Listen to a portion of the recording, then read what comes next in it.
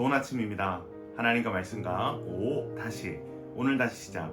안녕하세요, 김mel강 목사입니다. 오늘 함께 묵상할 말씀은 민수기 1장입니다. 중심 구절은 민수기 1장 54절입니다. 이스라엘 자손이 그대로 행하되 여호와께서 모세에게 명령하신 대로 행하였더라. 아멘. 이 책의 명칭 민수기는 70인 번역에서 유래한 제목입니다.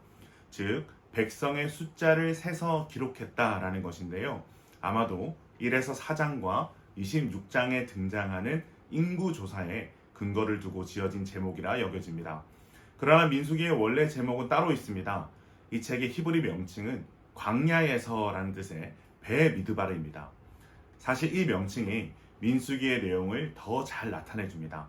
왜냐하면 민수기는 이스라엘 백성이 시내산에서 모압 평지에 이르기까지 40년 동안의 광야 생활을 기록하고 있기 때문입니다. 우리는 민수기를 볼 때 크게 두 측면에서 바라보아야 합니다. 첫 번째는 이스라엘 백성의 측면입니다. 이들은 애굽에 내린 열재앙과 홍해가 갈라진 사건, 그리고 시내산 언약 체결이라는 놀라운 구원의 사건을 통해 노예 신분에서 하나님의 백성으로의 은혜를 입었습니다. 아무런 희망도 없이 살던 노예 출신의 이스라엘이 약속의 땅이라는 놀라운 비전을 안고 행군하게 된 것입니다. 그런데 이들은 하나님의 구원의 은혜와 약속을 늘 망각하고 오로지 먹을 것, 마실 것, 편한 것에 대한 불만들로 모세와 하나님께 지속적인 불평과 반역을 합니다. 결국 출애굽 1세대는 약속의 땅에 들어가지 못하고 광야에서 생을 마감합니다. 그렇기 때문에 민수기는 불순종에 대한 심판의 기록이다라고 볼 수 있습니다. 두 번째는 하나님의 측면입니다. 하나님께서는 불기둥과 구름 기둥으로 이스라엘 백성을 인도하셨습니다. 또한 하늘의 만나로 반석의 불로 백성의 요구를 채워주십니다. 이스라엘이 끝내 반역할 때에는 그 반역자들을 분명히 처벌하셨지만 그래도 남은 자를 두셔서 이스라엘 민족 전체를 끝내버리시지는 않으십니다. 그리하여 하나님은 출애굽 2세대로 하여금 가나안 종복의 비전을 이룰 수 있도록 모압 평지에서 다시 한번 말씀으로 재무장시켜 주신 것입니다.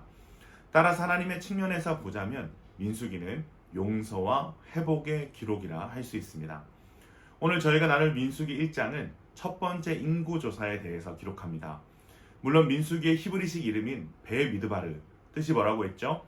광야에서가 민수기 전체 내용을 잘 반영하고 있지만 그렇다고 해서 인구조사의 사건이 중요하지 않은 것은 아닙니다.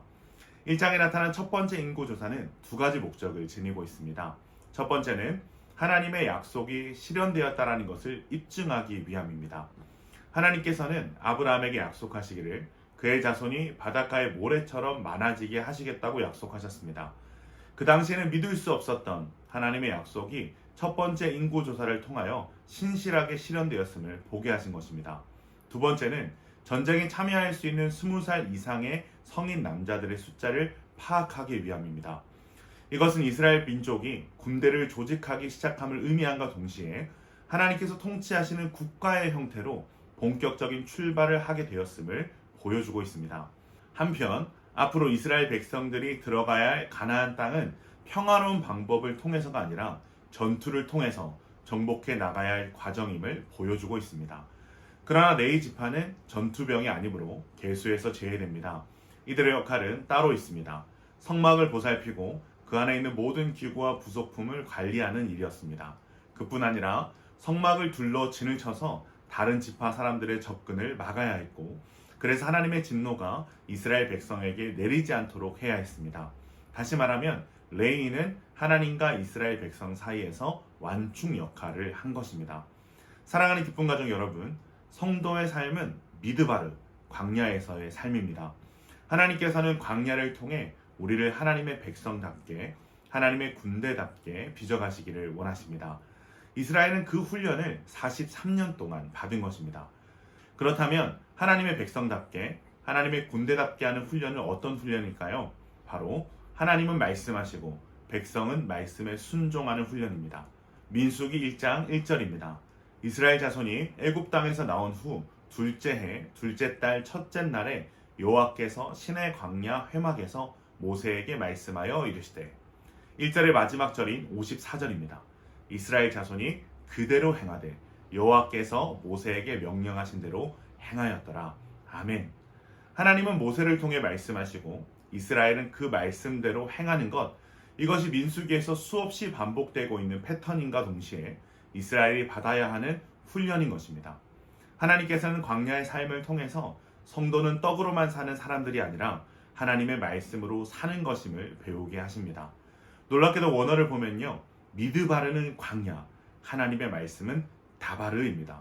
즉 광야는 하나님의 말씀이 있는 곳, 그렇게 오직 하나님의 말씀 다바르를 의지하고 순종하는 것이 바로 광야, 미드바르인 것입니다. 이스라엘은 이제 장정만 60만 명인 민족이 되었습니다. 하나님은 이들의 숫자를 계수하심을 통해서 이제 너희는 내가 선택한 민족이 되었고 말씀을 따라 걷는 광야를 통해 하나님의 백성답게 세워가실 것을 말씀하십니다. 그리고 이스라엘은 하나님의 말씀과 눈앞에 펼쳐진 현실의 간극 사이에서 엎어지고 깨지는 훈련을 통해 결국 하나님의 말씀이 길이요 진리라는 것을 알게 될 것입니다.